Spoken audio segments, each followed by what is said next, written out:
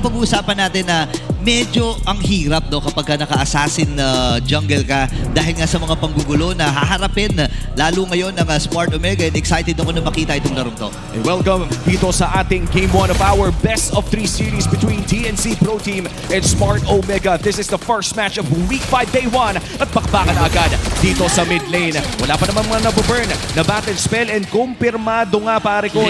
Damage Benedetta at level 2 na agad.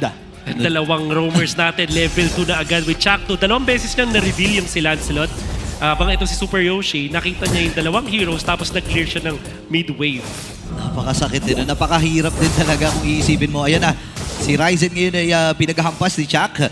Guguluhin lang talaga niya ng guguluhin eh. Sobrang laking daya talaga nung Vision Gold at saka XP, no? Yeah. One way to counter it is magpa-vision ka muna sa ibang lugar, but sa mga magugulong mga moments na mahirap na i-keep track yan. I do expect na itong priority para kay Super Yoshi ay pumunta sa mga lanes para tumulong. Kuha siya ng 40% golden EXP in the scenario. Parang mayroon talagang ito, I'm not kidding, mayroon double lane na rin ang mga roamers. Oo. Ito na rin nandito na tayo sa meta na mukhang kailangan na rediscover ng ating mga roamers kung paano nga ba yung mga optimal na mga gagawin sa loob ng ating mapa. And so far, mukhang nag-iingat ang parehas na kupunan dahil wala pa tayong nakikita ng mga malalaking trade in terms of damages. Eh, no, may mga pag-alalay na nga na ginagawa si Chaka. Kasi ang goal lang naman niya ay makapag-reveal ng hero, pero may re-reveal ata itong si Zaida, si Hachi. Na-force kagad yung flicker, napaka-agad ito.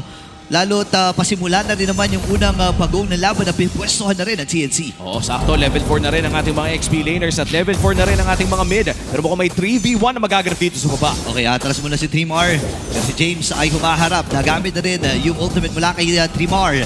Pero si Chakmo niyayakap lang si Ryzen na miss ata niya. At lalayo na rin itong si Ryzen at malayang pagong para dito sa TNC Pro Team. Pero may sima din na ginawa ay Super Yoshi. Pero mabubuhay pa rin ang mababa na kanilang buhay. Zaida with that first blood. Maabot na ba yung purple? Hindi. Makuha pa rin yun ni Ryzen pero nailamang ng TNC. Laking bagay na para sa side ng TNC kasi katulad nung week number 1, nung ginawa to ng Omega, nung hindi nag-contest si Ryzen, doon sa objective, nagnakaw siya. Pero ang ginawa dito ng TNC, nakakuha sila ng isang kill. Punishing yung initiation coming out from James. And now they're also playing the back shot. Now Lancy spots out Ryzen. Nandito na naman tayo sa invadan. Aray ko po, napakabdi Ryzen. Ay, wala na ata siyang dash. Meron tornos. And si Chak pa ang nakakuha nung kill na iyon. Wow. Oh my gosh, maagang kill para kay Ryzen. Wolf, nakikita ko yung ginagawa dito ng TNC Pro Team ngayon. Yung Benedetta na pinik nila dito, yung hindi nila pinanglaban sa Lapu-Lapu. Pinang-clear lang nila na mabilis para laging may tropa doon sa river. So what will happen here is pag na-clear mo yung lane ng mabilis, mas mabilis ka rin makaka-respo sa inyong mga teammates. Exactly what happened. Lalo na pag naglalaro ka ng Benedetta, meron kang added pa na bonus dahil mabilis ka din mag-dash. Yung access mo to the backlines is easier at na-timingan nga niya si Ryzen doon. Now he is cutting the wave. Sabay punta agad, connect agad with the team. Wow, and so far for TNC Pro Team, umaangat lamang ang kanilang gold lead pero big rotation here. Haji nag-aabang. Blazing Duets ay nagamit na rin. Yun yung overturn. Walang tinamaan doon si Haji. And may ideya din siya na wala pa rin flicker pero si Trimar at si James ay nagkakitaan na rin. Ngayon ay kakalma muna ang Land of Dawn. Pero crucial yun walang flicker ngayon si Ben Cutie for the next turtle fight na malapit pa sa kanyang lane. It's gonna be turtle fight soon, Ryzen. Nakuha na ko ni Chakto! Aray ko po ni Chak Mahamba. Oh no! Medyo minalas ata si Ryzen doon. Actually, hindi na siya nag-retin doon dahil nga pabuhay na rin yung pagok. Pero na-delikado ata sila doon Oo, sobrang delikado. At mukhang sisimulan na nga ng TNC Pro Team ang pangalawang pagong ng larong ito. Hawak na ni Zaida ang pagong pero si Chakto ang daming sinozone. Nandiyan na elect ng final blow. Aray ko po! Napaka-upde! And that combo from Trimar ay kick din sa buhay ni Ryzen. Ikalong pagong inakuha na ng TNC Pro Team. At kailangan na umatras ng Smart Omega. 2 death na kaagad. Maaga pa para kay Ryzen. Aray ko po pare. 0-2 on this Lancelot. Paano makaka-recover ang Omega? It's gonna be difficult na kay Netsky na ang bola sa ngayon. As Zaida, nag-i-invade na siya ng jungle ng Omega. Ryzen is struggling. Kung makikita natin ang gold sa ngayon, 2.1k pa lang si Ryzen habang itong si Zaida ay 2.6k na. In fact, yung Hilda ni Chakno, 2.5k as of this moment. Ganun kayaman. Sulit na yun, pa 30-30 pa rin na gold Oo. no? Talagang gamit na gamit. Pero ang problema, si Netsky, kailangan din mag-BMI at ibibigay na rin ng Smart Omega yung Torre sa maitaas. At mukhang hindi pa nga makukuha ni Ryzen ang sarili niyang orange buff. Oh, no. Successful invade para sa TNC Pro Team at successful din na tower take. At hindi pa rin nakakahanap ang Omega na kanilang first objective. Still 0 turrets destroyed. 6 minutes in na halos. Nauubusan din ng farm dito si Ryzen. Hindi tayo sanay na walang nagiging trade every time na nagkakaroon ng mga posisyonan dito ang TNC. Kasi nung unang pagharap nila, ganun yung nakita natin kapag kumukuha ng objective ang TNC, umu-objective din sa ibang lane itong si Ryzen At Chakno, hindi niya pinili ko mo dito ng Fury Hammer. Kasi yung mga nakikita kong ginagawa ng mga Hilda ngayon. Instead, went for defense, leg plates, tsaka Dreadnought Armor, allowing him to tank. With that, Phantom Execution ay nagamit. Pero dun sa may bandang itaas pala, off-cam kill na maalam. Finally, itong si Trimar, 12 seconds para sa ikatlo at huling pakong ng laban na ito at may pwesto na rin ang Smart Omega. Sakto, napakagandang pick-up para dito sa Omega pero mukhang naghahanap sila ng kapalit dito sa may bandang ibaba. Zoom in muna tayo dito kay Zaida bago lumabas ang ating pangatlong turtle na ito. Once again, ito na ang pinakahuli at mukhang mauuna sa pwesto ang TNC Pro Team and look at that. Napakataas ng ating, napakalaki ng ating river kaya naman pwede sanang lumipat agad pag nandoon na. Yep. And isa pang added change dyan, like I said kanina, 30 seconds after the objective, mayroon ka pa rin movement speed boost doon sa may river. So TNC, after this turtle take, pwede silang humanap ng ganap pa. Alam mo, kung meron pang ang purple buff, pwede pang puntahan kung naaabutan Kaya lang, ang nagiging problema dito, pagulong-gulong na ang CNC at pupunta ata sila sa ibaba. Oo, yun na nga. Dahil nga sa napakabilis na movement speed mula sa expanded na river, Ayan, ay may laban agad dito sa baba. Okay, Ryzen, doon yung mga tornos niya, pero kailangan niya naman atras. Tapak sa akin ay, sa may bandalikon si James, nag-aabag din ang pagkakataon. Paubos na rin ang mga minions sila. Zaida ay sasaluhin na itong si Ryzen at nagamit na rin James, hindi tumama yung kanyang landshaker, pero siya tatamaan dito. Jackton, ako, pinagkakarate na. Itong si James, taatras muna dito ang barangay, pero walang magkakamatayan. Mukhang tutuloy lamang nila ang push dito sa baba. Makakapag-recall naman ng isa pero mukhang si Haji ay mapipilitang umalis. As a third goes down dito sa may bandang bottom lane at rekta nakaw para dito sa TNC Pro Team. Ang hirap na nangyayari dito para sa Smart Omega at nakapatay pa! Si Lance, si Haji ang napuruan, hindi siya nakapag-flicker at hindi underestimate yung damage. The burst kami nun for TNC. Siyempre may Kimi na the second skill, yung malakas na stun after the stun from Hilda. Now, pupush na ang TNC. Oh no, pero mabilis lang naman din na papatayin yung catapult na natira. Grabe yung ginagawa ng TNC dito, Hindi na pinapahinga etong members ng Omega as Ryzen has been famished talaga. Hindi na binibigyan dito ng farming space. 3.2k na ang lamang ng TNC. Isang bagay na hindi masyado din na-highlight dahil dun sa mga changes is yung comeback gold. Hindi na ganun kataas. Oy, wait lang, nag-trigger pero yun yung overturn ay nagamit ni Haji. At dapat ay natin si Benny Kindig ay lalaban na rin ng CNC Pro Team. Kailangan magkatrasan ng Omega. Pero mapasok si Ryzen. Meron pa ba siyang kits? May Phantom Execution pa naman siya by the way. Pero hindi niya na-deploy. 3 more. Nakasipa din Super Yoshi. Pero kakayanin niya ba? Kalahati ng kanyang buhay. Pero napakaraming dash. Yun ang magliligtas sa kanya ngayon. Yung Lord ay available na rin. Si Benny Cutie lang ang nabigyan sa sequence na yun. Still a small win para dito sa Omega. Pero mukhang sisimulan na rin ng TNC Pro Team ang Lord na ito. At kung nakikita nyo ang mapa, hindi nyo kailangan mag-alala. Lahat ata ay makaka-respond dito. Yeah, kayang-kaya din naman. Still, big advantage para sa TNC. But going back to sa sinasabi ko, yung comeback potential kapag nag-farm ka lang, hindi na kasing taas as before. Kasi reduce na yung nakuha mong gold sa minions as well as creeps. Sa ngayon, sa meta natin, sa patch natin, kailangan mong tumimfight at makakuha ng kill. Wait! Nagamit pero 3v1 na magiging action! Nandun yung burst mula sa Smart Omega pero meron din counter engage mula dito sa TNC sa may bandang itaas. Nagamit yung buong previous fighter pero binigyan yung damage. Oh no, Lancy! Kailangan matras natin si Lancy! At mapapatay din ni Ryzen! Lalaban na ka ang Smart Omega dito, patras si Zaida. Pero si Ryzen ay nakadalawa na, Chato with the flicker. Hahabol pa rin nata si Ryzen dito, meron pa siyang puncture. Pero ang goal lamang nila ay bugawin si Chaka. 3 miyembro tumumba para sa TNC. Nako, it's a disaster para sa TNC Pro Team. Agaran nga natin ang kanilang gold dito. Mukhang si Chakno ibibigyan na rin. Haji ngayon, babatuan siya ng payong at yung Brave Spider ang PPP sa kanya. At Lord secured pa nga ata. Napakabilis ng mga pangyayari dito at mabilisan din. Di lang kukunin, hindi na nagsayang nangangasandali ang pagkakataon dito ng Smart Omega habang wala itong si Zaida. Laking bagay na yung TNC sa mga main damage dealers nila. The Benedetta was not in that fight. Nakipaglaban dun sa may gilid at hindi rin naging successful yung kanyang mission. In fact, siya yung napatumba. And then Ryzen, MVP of that fight. Tinahe yung mga members sa TNC looking for the best target. Hindi nag-overstep. Nagharap talaga ng perfect na hero na kukunin muna, which was Lancy, na kayang-kaya niyang patayin at ngayon, naka-recover na ang Omega. Like we said, kailangan tumifight, kailangan kumuha ng hero kills at nakuha yan ng Omega.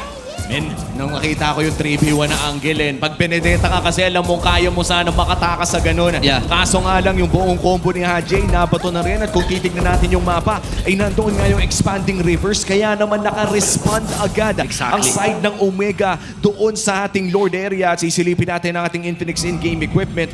Looking at the items right now, Wolf, ito na ba yung oras kung saan masasabi natin na may edge na ang Omega? Yes, and interestingly, ang second item na binuo dito ni Ryzen ay defensive item, Brute Force Breastplate. Di niya binuo yung next item doon sa Fury Hammer. Going in for casual damage items, War Axe, Brute Force Breastplate.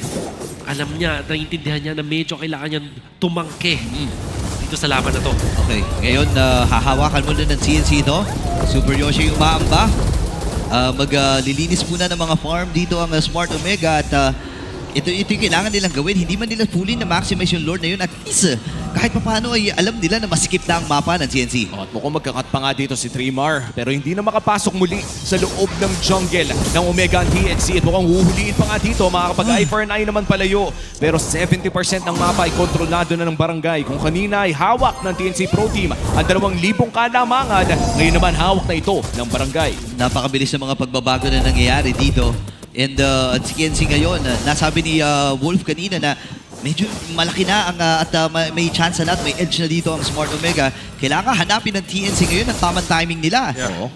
Kailangan nila si Trimar dun sa team fights. Hindi pwedeng sumisplit push lang siya. Although alam natin na ang Benedetta ay Yun hero talaga na eh. yun yung strength niya. However, by choosing the Bruno, naging single target damage ang choice ng TNC. Pati naman itong Kimi, kung hindi lang naman talaga nag-group up yung kalaban, technically single target pa rin yan. So they definitely need etong Benedetta to supplement the extra damage. Kasi nakita natin nagsusurvive yung mga members ng Omega. Kahit si Super Yoshi, matapang na siyang sumisipa. Dahil alam niyang hindi siya mapapunish. Napakalakas din kasi ng sustain at mga pantakas na mayroon dito ang side ng Omega pero nagbabadyang malaking teamfight dito. Si Jackdo ay sisipain. Dako din dito ang Smart Omega. Si Diva si Chakno pero buhay pa rin. Kalahati kanya buhay. Flicker nagamit din. Pero din Phantom Execution. Tatapusin pa dito ni Zaida. Ryzen. Atrasan mo na sila. Zaida ay nandun din. Si Trimar i-split na naman. Doon sa may bandang ibaba. Lord ay available na rin. And si Ryzen ngayon. Aray ko muna. Pakasakit yung Tornos. Kalahati kagad yung buhay ni Lancy. Magre-replenish pa siya dito. Hindi. Nag-flow lamang sa may bandang ibaba. Dito si Trimar. At kakalas muna. Magkabilang panig. At dito natin makikita no, kung gaano kalaki ang epekto ng expanding rivers. Biruin mo men, ang bilis ng pag-rotate nila sa baba para lamang mag-clear. And surely, enough yung movement speed para makabalik dito sa laban sa Lord. Naku, rakrakan na talaga to ha. Nangangalahati na yung buhay ng Lord. Ngayon si Dreamer kailangan matras. Kung sila gamit Super Yoshi, meron siyang pansipa. Pero ang tanong ay sino ang kanyang sisipain? Tinry na nila si Chakno kanina na sipain. Bitin yung kanilang damage. Ngayong round number 2, pwede bang si Chakno muli ang kanilang sipain? Pero Oh, si Dreamer no! ang na niya. Napaalam sa kamay ni Haji at ni Netsky. Ngayon libre ata tong Lord na to. Bitin sila sa mga sa numero. And unfortunately para kay Trimar, CC immune nga naman siya but he is not damage immune. At overload ang Omega with that Kaagura. Nakita natin yung pagkakagamit dito ng Omega ng Lord at yung threat ng pag-Lord dance nila. And syempre yung expanding rivers na kung gaano sila kabilis mag-clear ng mga side lanes, bigla na lang nandun sila sa may top. punishing 3 Martizi. Unfortunately, para sa TNC, nabura na talaga yung early game lead nila. Pangalawang beses na rin na nahuli doon si Trimar by Omega right before the Big Lord. At mukhang dedepensa na naman ang Phoenix Army dito against Omega with a 6,000 gold lead. Kinokontrol na ng barangay ang mga waves nila at mukhang may balak silang tapusin ang larong ito. Kompleto ang kanilang mga battle spells. Men, medyo magiging mahirap ito. Sabihin natin na may clear wave sila.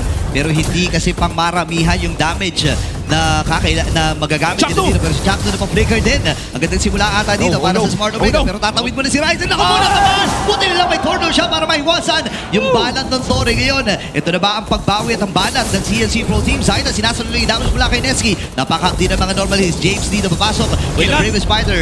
Itutuloy ba nila to? Lord ay nasa may bandang itaas pa. Chakno, hahawakan din lamang itong Lord at aatras na rin muna dito ang barangay. Kanina pa merong flicker. Ultimate ito si Super Yoshi. Even before that Lord fight started, kahit dun sa pitas nila or yung attempt nilang pitas si Chakno, meron siyang flicker nun pero hindi pa niya ginagamit. Minsan, just the threat of that flicker and the way of the dragon ay enough na para guluhin yung kanyang teammates. But how about that Ryzen?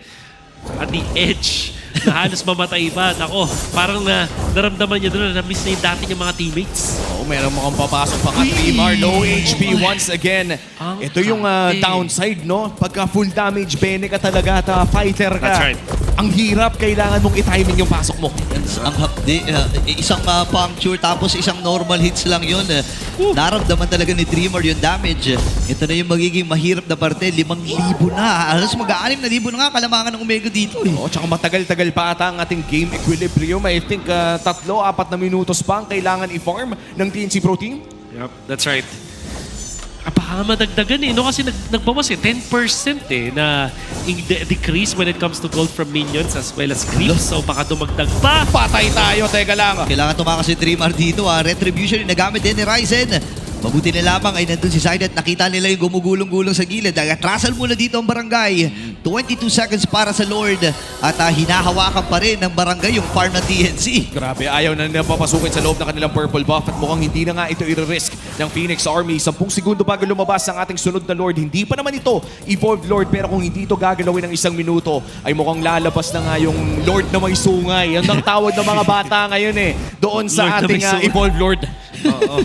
Yun na pala, oo nga pala, no, nagbago rin yung itsura. 18, level 18 bata. This time, meron pa rin ng river flow na importante pa rin. Top lane is naturally gonna favor Omega dahil napushan nila yon. But like we said, the expanding rivers might change that. Pero sinaset up na ngayon ng Omega yung Lord fight. Okay. Half HP para dito sa Lord. Chakno nagbibigay ng vision. Reverse na ba ito ng Omega? Wait lang, papasok na nga ba sila dito? James, nauna na at makukuha na nga ng malaya. Dito ng Smart Omega ngayon. Combo mula kay Haji. Hindi sapat yung damage siya. Kailangan yung flicker. Habol pa rin dito. Flicker din ay papawi. aray At mo si po. Ryzen ay nakuha ng kill by Sino Manuel mula kay Nevsky. Ngayon ay mapapatid din dito si Martizi. Si James ang nakakuha ng kill. Benecute din nila at tinamaan pa ng payong. Kailangan na kumatin si Zaya pero hindi rin siya patatakasin pa at paatrasin ng bagong barangay. Nakadalawa pa si Haji bago linisin ang mga naganap. Mukhang tatapusin na nga ito ng Omega. 20 segundos pa bago lumabas ang TNC. Masyadong matagal ito at nagmamadali na rin ang bagong barangay para kunin ang game number 1. Magandang simula para sa bagong patch dito sa Omega. Say